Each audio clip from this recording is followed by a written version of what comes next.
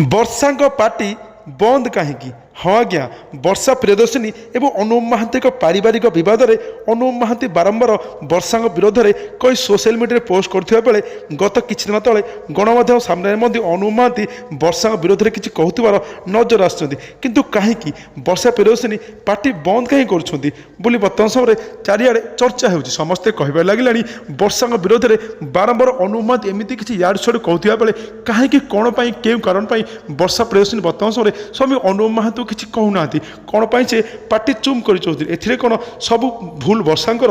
ବର୍ଷା ଏଇଥିପାଇଁ ଚୁପ୍ ରହୁଛନ୍ତି ନା ବର୍ଷା ପ୍ରିୟଦର୍ଶିନୀ ଚୁପ୍ ରହୁଥିବାର କାରଣ ଆଉ କ'ଣ ରହିଛି? ଏତେ ପରେ ବି କ'ଣ ସତରେ ଏକାଠି ହେବେ କି ବର୍ଷା ଅନୁଭବ? କ'ଣ ସତରେ ସେମାନଙ୍କ ସମ୍ପର୍କ ମିଶିବେ ନା ପୁଣି ଥରେ ସେମାନେ ଅଲଗା ହୋଇଯିବେ? ଏହାକୁ ନେଇ ବର୍ତ୍ତମାନ ସମୟରେ ସମସ୍ତେ କୋଶ୍ଚିନ୍ କରିଥିବା ଜଣାପଡ଼ୁଛି। ଏପଟେ ବର୍ଷା ପ୍ରିୟଦର୍ଶିନୀ ଅନୁପ ମହାନ୍ତିଙ୍କ ମାମଲାରେ କୋର୍ଟ କ'ଣ ନିଷ୍ପତ୍ତି ନେଉଛନ୍ତି ତାହାକୁ ବର୍ତ୍ତମାନ ସମୟରେ ଓଡ଼ିଶାର ସମସ୍ତ ଲୋକମାନେ, ସମସ୍ତ ଦର୍ଶକମାନେ, ବିଶେଷ କରି ବର୍ଷା ଓ ଅନୁପଙ୍କ ଫ୍ୟାନ୍ସ ବର୍ତ୍ତମାନ ସମୟରେ ଅପେକ୍ଷା କରି ରହିଥିବାର ଜଣା